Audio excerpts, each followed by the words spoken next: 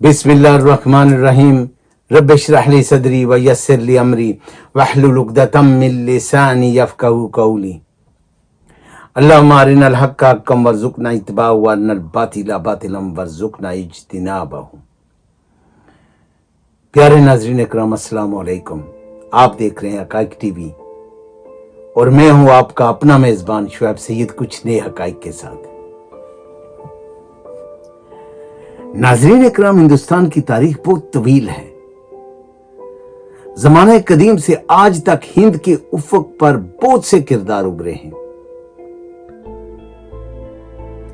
एक तरफ टीपू सुल्तान जैसे अजमत के मीनार और दूसरी तरफ मीर जाफर और मीर सादिक जैसे नमक हराम,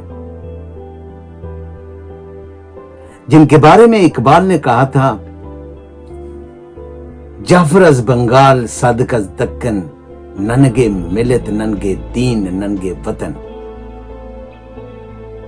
आज की सियासत के मैदान में कोई खुद को टीपू सुल्तान कहे या ना कहे, लेकिन अपने मुखालिफिन को मीर जाफर और मीर सादिक जरूर कहता है।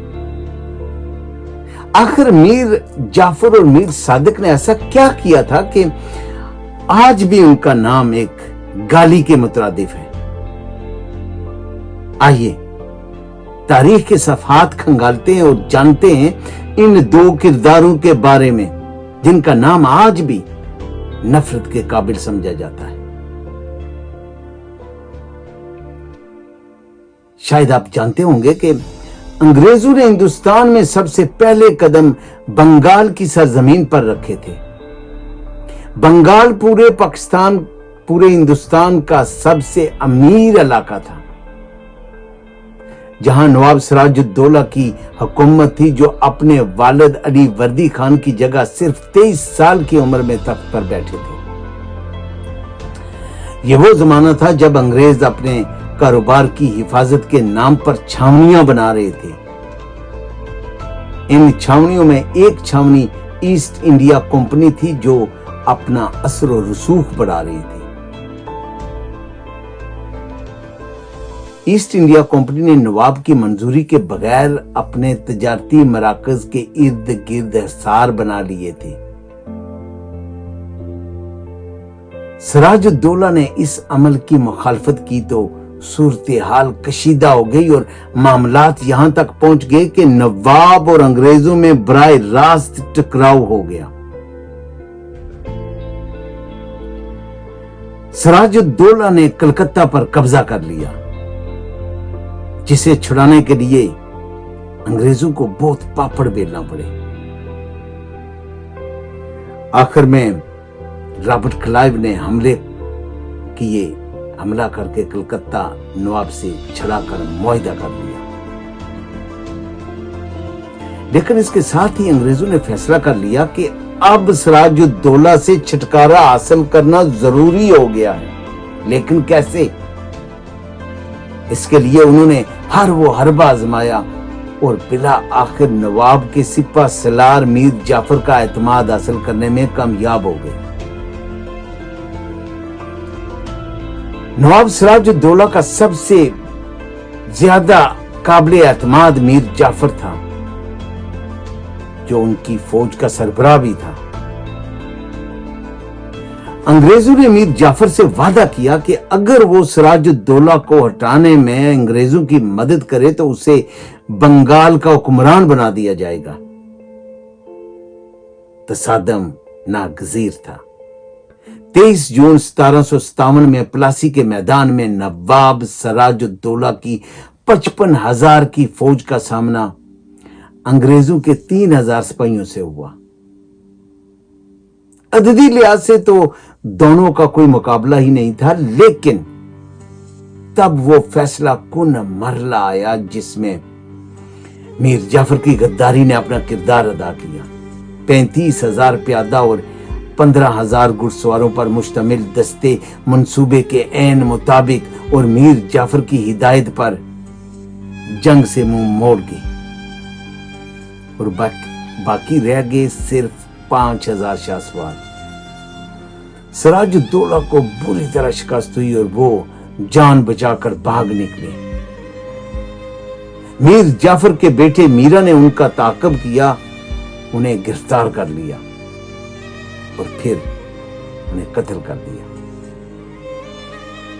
वादे के मुताबिक मीर जाफर को बंगाल का हुक्मरान तो बना दिया गया, लेकिन ऐसे गद्दार पर कौन एतमाद करता। लिहाजा मीर जाफर को लॉर्ड क्लाइव ने अमली तौर पर ईस्ट इंडिया कंपनी के साथ मुआहदे में बुरी तरह जकड़ दिया।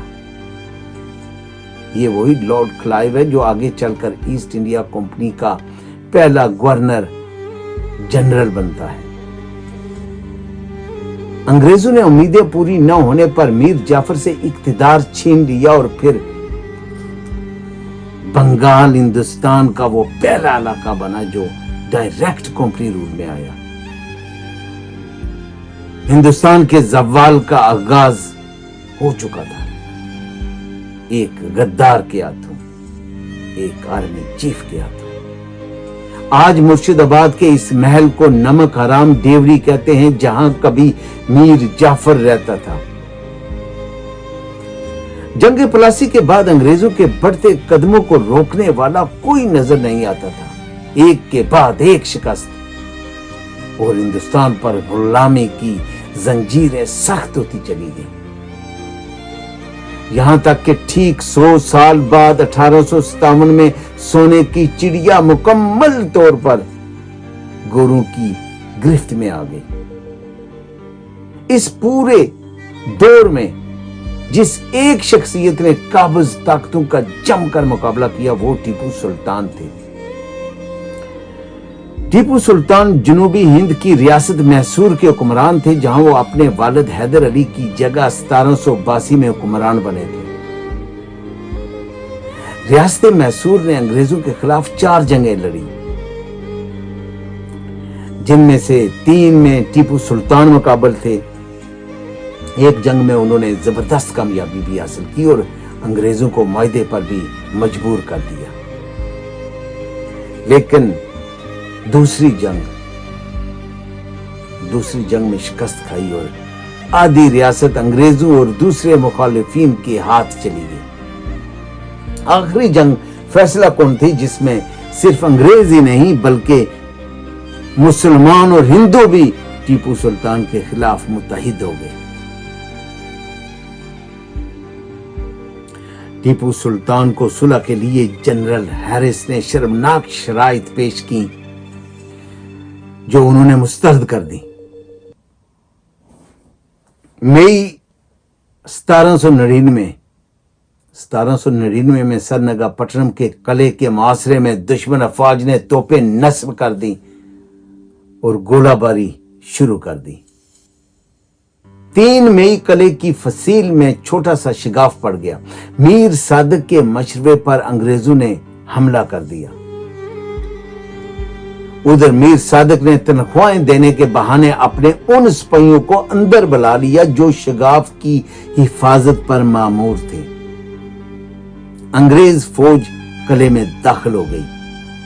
जब टीपू सुल्तान को खबर मिली तो वो पैदल दौड़े और मुंतशिर फौज को इकट्ठा करने की कोशिश करने लगे, लेकिन सिपाही अपनी कुव्वत खो बैठे थे। तब टीपू सुल्तान घोड़े पर सवार होकर किले के एक दरवाजे की तरफ बढ़े। मीर सादक ने दरवाजा अंदर से बंद करवा दिया। टीपू सुल्तान के वफादारों ने मीर सादक की गद्दारी को बांधते हुए उसे कत्ल कर दिया और टीपू सुल्तान ने अंग्रेजों से लड़ते लड़ते जाम शहादत नोश किया।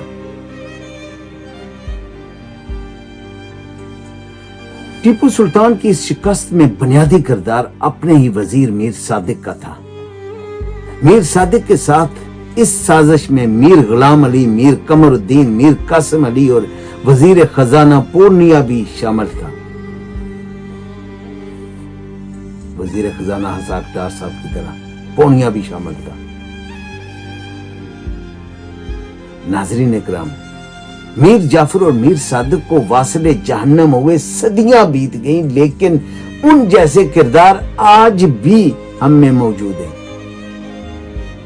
हमारी सियासत में ہمارے ایوانوں میں، ہمارے اداروں میں، ہماری عدالتوں میں صرف انہیں پہچاننے والی آنکھ چاہیے۔ عمران خان جب بھی اپنی تقریر میں میر جعفر اور میر صادق کا نام لیتے ہیں تو آج کے میر صادقوں اور میر جعفروں کے چہرے خود بول پڑتے ہیں، چاہے وہ اداروں میں ہوں، ایوانوں میں ہوں، یا پھر عدالتوں میں ہوں، یا ہماری سیاست میں ہوں۔ چور کی داڑھی میں تنکا شاید اسی لیے ایک میر جعفر کو عمران خان کے خلاف قومی اسمبلی میں قرارداد پیش کرنا پڑی، اور عمران خان صاحب کو جواب میں اپنی تقریر میں وضاحت کرنا پڑی کہ انہوں نے کس کو میر جعفر اور میر صادق کہا۔ ناظرین اکرام، ہماری کسی بات سے کسی بہن بھائی کی دل آزاری ہوئی ہو تو ہم معذرت خواہ ہیں۔ اگلے ویلاگ تک کے لیے ہمیں، ہماری ٹیم اور اقرا پروڈکشن کو دیجیے اجازت۔ اپنے گرد و نواح اور اپنے اس چینل کا خیال رکھیے۔ جن ناظرین نے ابھی تک اس چینل کو سبسکرائب نہیں کیا وہ سبسکرائب کر لیں تاکہ آپ کا اور ہمارا یہ رابطہ بحال رہے، اور بیل آئیکن کو بھی دبا دیں تاکہ ہماری ہر نئی آنے والی ویڈیو آپ تک بر وقت پہنچ سکے۔ کامنٹس میں ہماری رہنمائی اور حوصلہ افزائی فرمانے کا بہت بہت شکریہ۔ شاد رہیں، آباد رہیں، خوشیاں اور محبتیں بانٹتے رہیں۔ پاک فوج زندہ باد، پاکستان پائندہ باد۔ اللہ نگہبان۔